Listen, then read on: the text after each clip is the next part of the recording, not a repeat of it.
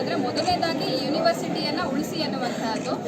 9 ಯೂನಿವರ್ಸಿಟಿಗಳನ್ನು ಮೈಸೂರು ವಿಶ್ವವಿದ್ಯಾನಿಲಯ ಅಥವಾ ಇತರೆ ಯೂನಿವರ್ಸಿಟಿ ಜೊತೆಗೆ ಮರ್ಜ್ ಮಾಡಬೇಕು ಅನ್ನುವಂಥದ್ದೇನಿದೆಯಲ್ಲ, ಈ ಉದ್ದೇಶ ಅನ್ನುವಂಥದ್ದು ಅಥವಾ ಯೂನಿವರ್ಸಿಟಿ ಬರೋದಕ್ಕಿಂತ ಮುಂಚೆ ಏನು ಕಮಿಟಿ ಮಾಡಿದ್ರು ಅಥವಾ ಯೂನಿವರ್ಸಿಟಿ ಬಂದಾದ ಮೇಲೆ ಹಲವಾರು ಜನರಿಗೆ ಇದು ನೌಕರಿಯನ್ನು ಕೊಟ್ಟಿದೆ, ಜೀವನವನ್ನು ಕೊಟ್ಟಿದೆ.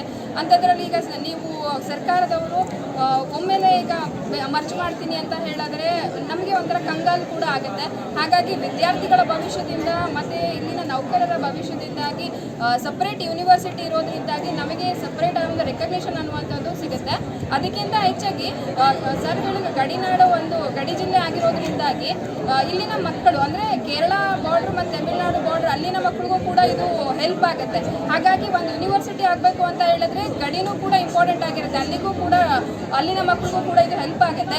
ಆ ಒಂದು ಉದ್ದೇಶದಿಂದಾಗಿ ಚಾಮರಾಜನಗರ ವಿಶ್ವವಿದ್ಯಾನಿಲಯವನ್ನು ಒಂದು ಸಪ್ರೇಟ್ ಆದಂಥ ವಿಶ್ವವಿದ್ಯಾನಿಲಯ ಅಂತ ಹೇಳಿ ಒಂದು ಸರ್ಕಾರ ಅನ್ನುವಂಥದ್ದು ಆದಷ್ಟು ಬೇಗ ಹೇಳಬೇಕು. ಅಂದರೆ ಮರ್ಜ್ ಮಾಡುವಂಥ ವಿಷಯವನ್ನು ಕೈಬಿಟ್ಟು ಸಪ್ರೇಟ್ ಆಗಿರುವಂಥದ್ದನ್ನು ಮತ್ತು ಕೊಡುವಂಥ ಅನುದಾನವನ್ನು ಕೂಡ ಶೀಘ್ರವಾಗಿ ಕೊಟ್ಟು ನಮ್ಮ ಯೂನಿವರ್ಸಿಟಿಯನ್ನು ಇನ್ನೂ ಬೆಳೆಸಬೇಕು, ಅಭಿವೃದ್ಧಿಯನ್ನು ಪಡಿಸುವಂಥದ್ರಲ್ಲಿ ಸರ್ಕಾರ ಒಂದು ದಾಪುಗಾಲನ್ನು ಕೂಡ ಹಾಕಬೇಕು ಅಂತ ಹೇಳಿ ಈ ಮೂಲಕ ಮೀಡಿಯಾದ ಮುಖಾಂತರ ಕೇಳ್ಕೊಳ್ತೀನಿ. ಹೆಣ್ಮಕ್ಳಿಗೆ ಇದು ತುಂಬ ಯೂಸ್ ಆಗುತ್ತೆ. ಅದರಿಂದಾಗಿ ಟೀಚಿಂಗ್ ಅವರು 60 ಜನ ಇದ್ದೀವಿ, ನಾನ್ ಟೀಚಿಂಗಲ್ಲಿ ಸುಮಾರು 50ಕ್ಕಿಂತ ಹೆಚ್ಚು ಜನ ಇಲ್ಲಿ ಕೆಲಸ ಮಾಡ್ತಾ ಇದ್ದೀವಿ.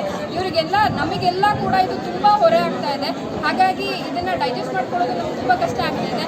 ಹಾಗಾಗಿ ಯೂನಿವರ್ಸಿಟಿ ಅನ್ನುವಂಥದ್ದು ಸಪ್ರೇಟ್ ಆಗಿದ್ದಂಥ ಸಂದರ್ಭದಲ್ಲಿ ನಮಗೂ ಕೂಡ ಹೆಲ್ಪ್ ಆಗುತ್ತೆ.